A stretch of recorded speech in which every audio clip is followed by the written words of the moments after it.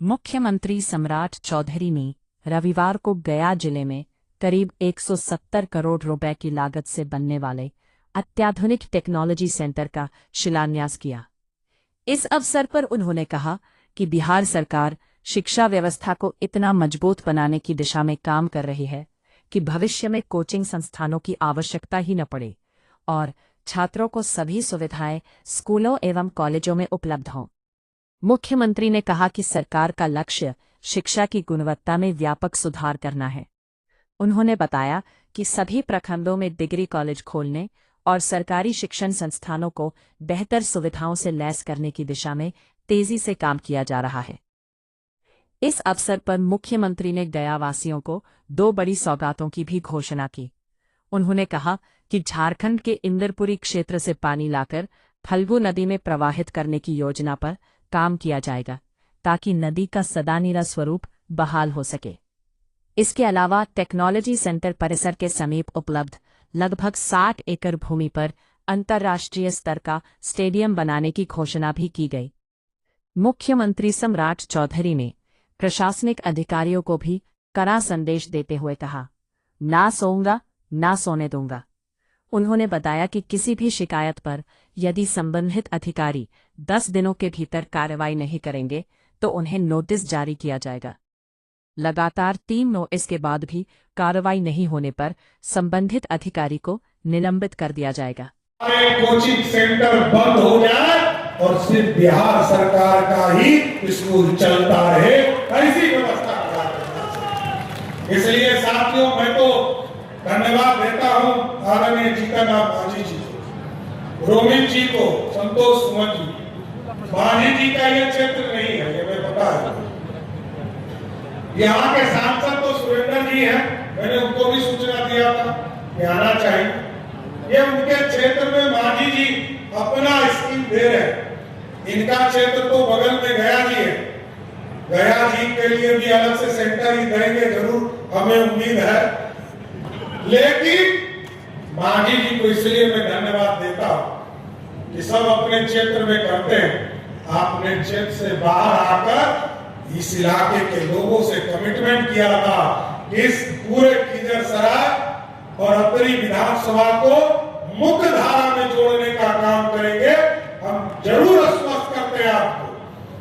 मां सीता ने श्राप दिया था फल्गु नदी को। मैं तो भगवान राम का पुत्र हूं, भगवान राम का वंशज लवकुश हूं, ये जरूर आश्वस्त करता हूं इस श्राप से भी इसको वापस खत्म करने का काम करूंगा।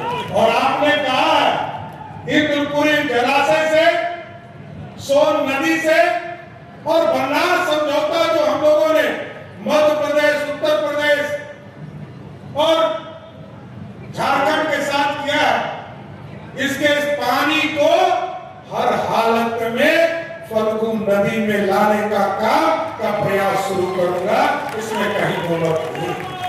और जहां तक आपने कहा खेल स्टेडियम बनाने के लिए, हम तो तैयार बैठे हैं। मैं तो खिलाड़ी आदमी हूं, क्रिकेट खेलता रहा। 30 से 35 एकड़ में स्टेडियम बन जाता है। आप जिस दिन कहिएगा, खेल मंत्री जी यहाँ बैठी हैं, जिस दिन आप कहिएगा 40 एकड़ जमीन बिहार सरकार आपको देगा। भारत सरकार और CSR की कुछ ऐसी व्यवस्था करा कीजिए जिससे कि यहाँ पर अंतर्राष्ट्रीय स्तर का स्टेडियम बन सके। ये सपना हम लोग जरूर आपका पूरा करना चाहते हैं। इसलिए जिन चीजों के लिए खिजरसराय तरसता हो, उसको, उस सपने को ही पूरा करना है। बिहार की समृद्धि हो सकता है। और प्रशासन के लोगों को मैंने स्पष्ट कहा कि अब सोने का समय खत्म हो गया साथियों। और इसलिए मैंने कहा सोने का समय खत्म हो गया क्योंकि 15 साल का गैप है दूसरे राज्यों से। 15 साल हम सोए रह गए। वो 15 साल यदि पूरा करना है तो 24 घंटा में 20 घंटा बिहार में लोगों को काम करना पड़ेगा। इसलिए मैंने कहा है ना सोना है ना सोने देंगे किसी को, क्योंकि बिहार बदलना है और बिहार तभी बदल सकता है क्योंकि भ्रष्टाचार को भी लड़ना है। और भ्रष्टाचार तभी खत्म होगा जब ना खाना है, ना मोदी जी ने कहा है ना खाना है, ना किसी को खाने देना है। साथियों, ये पूरी व्यवस्था बदलनी है। और जिस तरह नीतीश कुमार जी के ट्रिपल क्राइम और कम्युनलिज्म के साथ साथ इस इलाके में जो करप्शन का मामला है, इसको पूरी तरह समाप्त करना है। और करप्शन तभी समाप्त होगा और जब क्राइम तभी समाप्त होगा जब हमारी सरकार, हमारे लोग जगकर काम करेंगे। इसलिए अपराधी, जब भी अपराधी चुनौती देता है तो मैं जरूर पुलिस के आला अधिकारी को तभी मैं फोन करता हूं। साथी, ऐसे कभी मैं किसी का पैरवी नहीं करता, लेकिन जब कहीं पर भी पुलिस को कोई चैलेंज करता है तो मैं जरूर फोन कर कहता हूं कि इसका जवाब 48 घंटा में देने का काम कीजिए, क्योंकि बिहार में सुशासन चाहिए। और सुशासन तभी होगा जब अपराधी का या तो पिंडदान होते रहे गया जी में, या तो गया जी में जेल में बंद रहे, क्योंकि इसके बिना बिहार अपराध मुक्त नहीं हो सकता। वैसे 80% से 90% अपराधी तो उनको लगता है बिहार छोड़ के भाग गया है, और नहीं है तो कभी एड्रेस बताते रहिए। ये दोनों इलाज बिहार की पुलिस करते रहेगी। साथियों, ये जरूर स्पष्ट करना चाहते हैं। इसलिए साथी नहीं मिलता है, वृद्धजन को पेंशन नहीं मिलता है, बिजली के लिए 125 यूनिट का आइडिया भी वहीं से आया साथी। तो हम लोगों ने तय किया कि अब जितने भी योजना है, जितने भी पेंशन है, उसके लिए 10 तारीख हम लोगों ने फिक्स कर दिया है।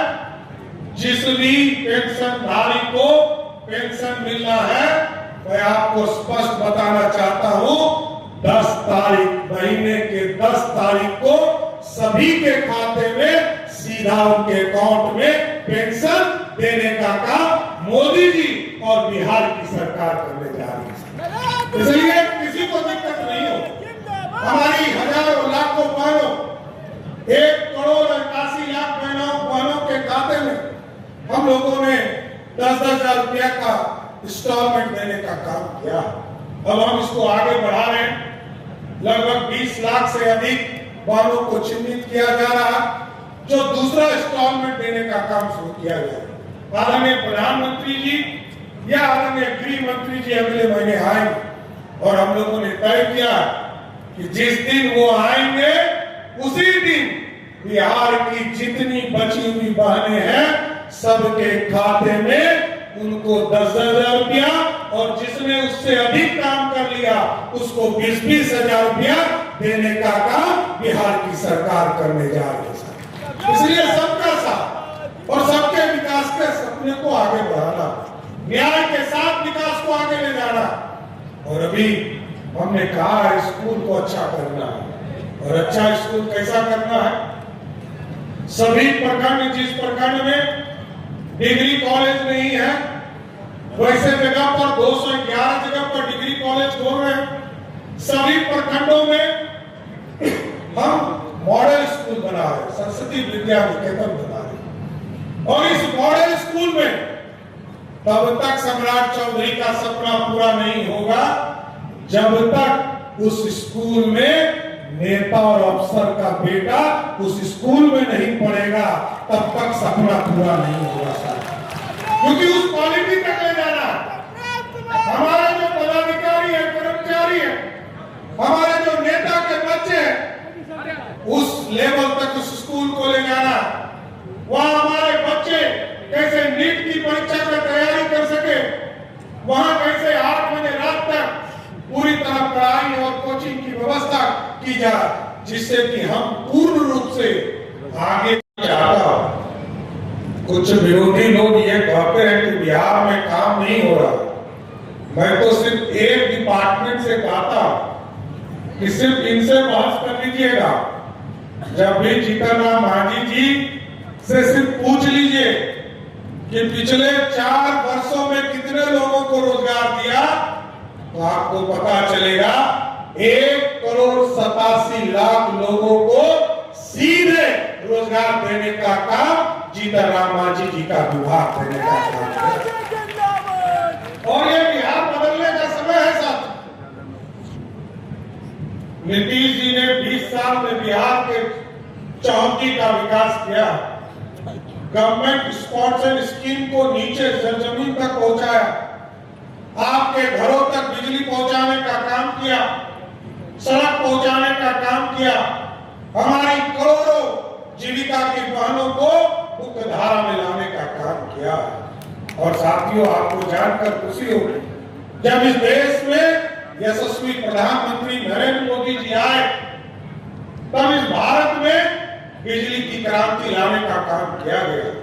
आज पूरे देश में देखिए, सबसे ज्यादा बिजली देने वाला राज्य हम बिहार है, जहां बिहार में मात्र 17 लाख लोगों को बिजली कनेक्शन 2005 में हुआ करता था। आज बिहार में 2,22,00,000 लोगों को हम सीधे बिजली कनेक्शन देने का काम कर रहे हैं। और आज ऐतिहासिक दिन है। अब तो साथियों, हम लोगों ने कल से शुरुआत कर दिया, क्योंकि क्रांति तो बिजली सेक्टर में ही आई, सड़क सेक्टर में आई। कुछ लोग पूछते हैं कि बिहार में हुआ क्या है, तो बताइए। मैं आप लोगों को बताना चाहता हूं, इस देश में सबसे सस्ता बिजली और सबसे ज्यादा निर्बाध बिजली कहीं पहुंचता है, वो बिहार की धरती है, जहां सबसे ज्यादा बिजली हम देने का। और सबसे कई बातें रखा, लेकिन टेक्नोलॉजी सेंटर के साथ साथ बिहार में कई चीजों की शुरुआत हमने किया।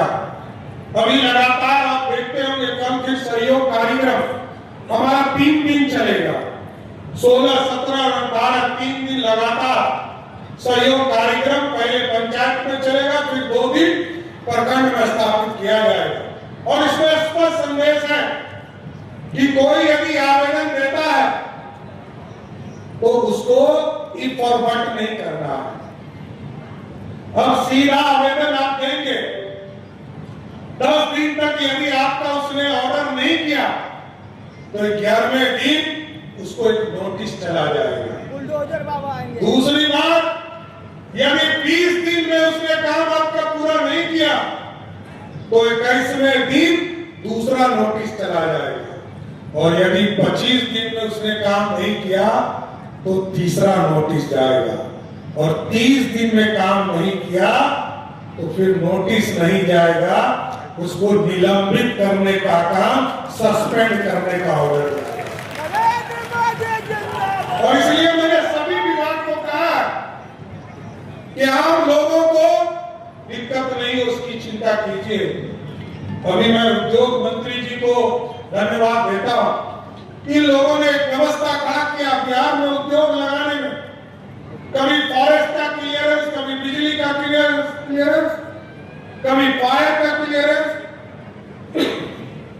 कहीं पर नगर विकास, कहीं पे पंचायत राज, सबके क्लियरेंस लेते लेते 6 महीना 7 महीना लग जाता था।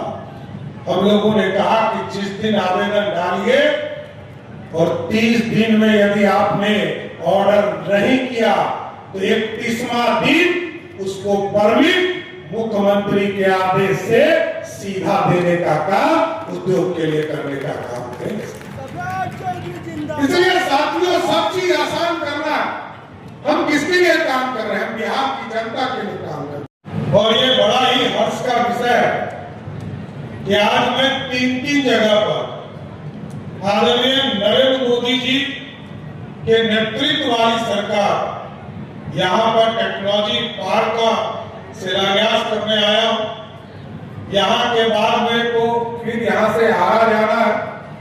आरा में भी एक्वा पार्क का शिलान्यास करना है और पटना में भी डेयरी से संबंधित एक कार्यालय का उद्घाटन करना है। मैं सर्वप्रथम देश के यशस्वी प्रधानमंत्री नरेंद्र मोदी जी का स्वागत करता हूं कि एक दिन 3 बड़ी योजना का शिलान्यास या उद्घाटन करने का मौका हमको देने का काम किया। और ये साथियों, ये हमारे जीवन में बदलाव आने वाला।